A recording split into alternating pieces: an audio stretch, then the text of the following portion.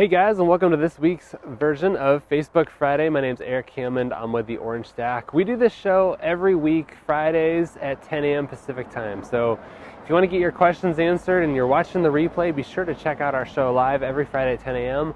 And we go live, we try to answer your questions, but basically we're here to talk about business growth and strategies and really everything business related. We are a digital media agency that helps small businesses really grow through social media. We talk a lot about social media planning and how to really use it on our other show called Social Marketing, which comes out in our newsletter. So if you're interested in that, be sure to subscribe to our newsletter.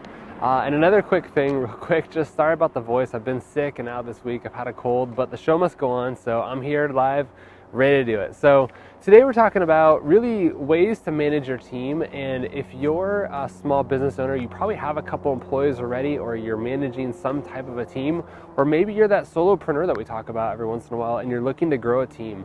We did a video a couple weeks ago really on how to grow a team and how to hire those first couple people.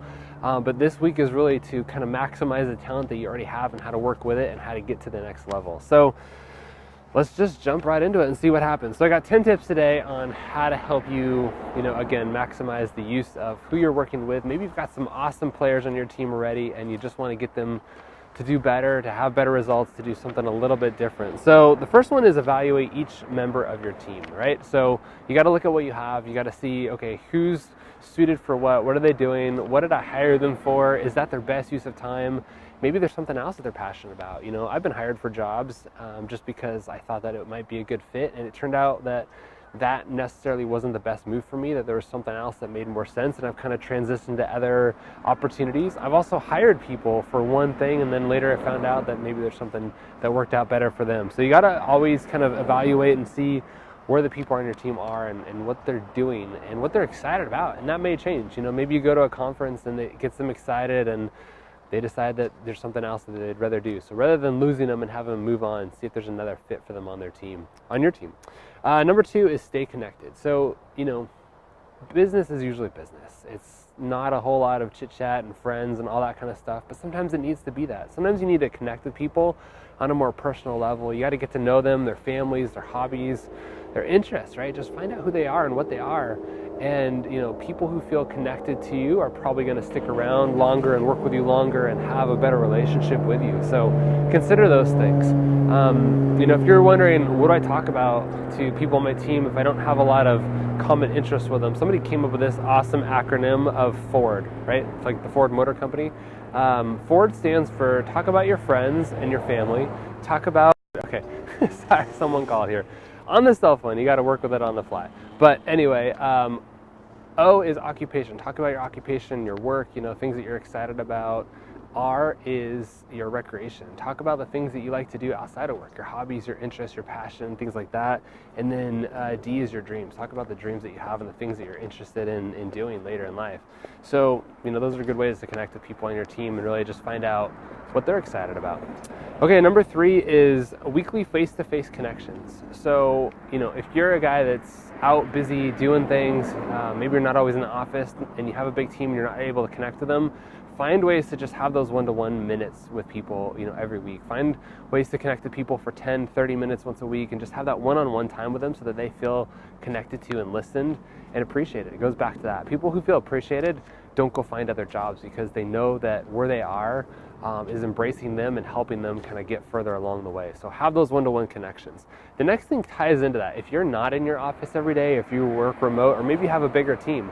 For me, more than 90% of my team doesn't even work in the United States. They're all over the world. We got people in India and the Philippines and Africa. They're all over. And so I have to connect to them. And one of the things I think would be big for you guys if you have a team that's kind of more remote is to maybe have more video messaging. There's Google Hangouts, there's Skype, there's the WhatsApp, there's video emails even. If it comes down to that, maybe you just need to send a message that says, hey guys, thanks for being on my team, you're awesome, you know, here's some quick advice this week and here's some things that we can work on. Have it face-to-face in a video kind of format so they can see you and connect with you. I think that could be a huge opportunity for you. Okay, next one is recognize good work. You know, everybody wants to feel appreciated. Everybody wants to know that they're doing a good job.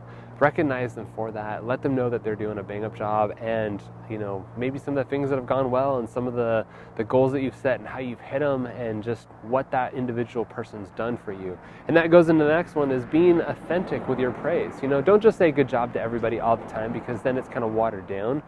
You have to give praise in a way that's meaningful, you know. So thanks, Steve, you did an awesome job on that report the other day, right? Whatever it is, I'm being very generic here, but find a way to compliment and praise the people on your team for what they do. Call them out in front of others. You know, I heard this once the other day, or not the other day, but I heard this once, is praise in public and can't think of the other side of it, but in private, you know, counsel in private, meaning that if they need some improvement, do that in private, you know, because nobody wants to be embarrassed in front of their friends and things like that. So praise in public, that's the main part of it. Just, you know, give praise in public, let people know what a good job they did. And I think that as other people hear that, they'll be more motivated to hear from you as well and wanting to know that they did a good job. The next one is to track your team progress. So, you know, we set goals. It's 2018. It's near the end of 2017 here, and we've set out our goals for 2018. You need to number one, set goals. A lot of people don't set goals, but number two is to track your results. You know, each team member hopefully is tracking the results. How many calls they're making, how many widgets they're making, how many appointments they've set, things like that, depending on what your business obviously is about. But track it, and then you need to track it too. So you need to follow up with them and follow up on their monthly goals. See what they're doing. Are they on target? Are they falling behind? Are they doing twice as much as their goal was? Maybe they're just outstanding and doing an amazing job, and you need to help them with that and understand what they're doing and how to get them to the next level, if that makes sense. So help people track their goals, but then you need to also track them as a team leader and follow up with them and see how they're doing. So the next one is be the innovative and creative leader. So sometimes you have to go out and do new things, right? There's new technologies that come out, there's new ideas that come out. You just need to embrace new things sometimes and encourage the team to get on it. We are a tech company when it comes down to it. We do a lot of marketing, but we use social media a ton. We do a lot of live video. We're coming up with new things. I'm willing to try new things for a bit to see if they work and to make sure it works, you know, and if it doesn't, we got to move on. But I'm willing to try new things, and I'm willing to listen to team members. Sometimes team members will come to me and say, hey, let's try this, or let's do that, or let's see if this works, this is a good idea. And I encourage that kind of thought process among people so that we can try new things. People are exposed to things that I've never heard of before, and I want to try those things. So give them a voice and implement new things. Don't just be stuck in that rut and do it forever the same way. Sometimes you have to try new things and adapt to the future and new technology. So be willing to do that. The next one is to plan ahead. You know, again, we've set our goals for 2018 already. Plan ahead, know what the future is going to look like. Try to have, you know, at least a 1 year, if not a 5-year plan of where you're going. Get your teammates excited about it. You know, help them to embrace the journey that you're on. Help them to understand why you're doing the things that you're doing. That's going to kind of rally the troops and get them excited to be on board with you. You know, that can be a huge thing. So plan ahead. It's the end of the year if you're watching this video right now. Even if you watched into 2018, plan ahead for the next couple months. Get your team on board to help you plan your goals and get them excited about it too, so that it becomes their passion. And then number 10, yeah, last one. Build a great team with support. So you've gone through all these things, you've evaluated your team, you've helped them set goals. Maybe you realize there's a couple things that I'm lacking, there's a few things that I haven't been able to fill. Maybe that's time to add a few more players to your team, plan for the future, see what's coming up next, see what's on your radar, and fill in the gaps of what you need as you plan. Maybe you decide I need to hire 5 more people this year. Maybe I need to hire 5,000 more people this year. Just see what's coming up next and see what's on your goals, and you'll be ready for it. So those are my top 10 tips for helping you to kind of maximize the team that you currently have, and obviously how to kind of grow to the next level. I've been part of teams that have had massive growth. I worked for a company in the Bay Area that was in the top 100 fastest growing companies in the Bay Area, and that was a lot of fun. I've been on teams that have had massive growth. So just, you know, be ready for it, embrace it. Maybe you want to be that solopreneur for the rest of your life, but just consider some of the things that might happen with a team and what you can do with it. Again, my name is Eric Hammond. I'm with the Orange Stack. We try to provide these tips and strategies for you every Friday.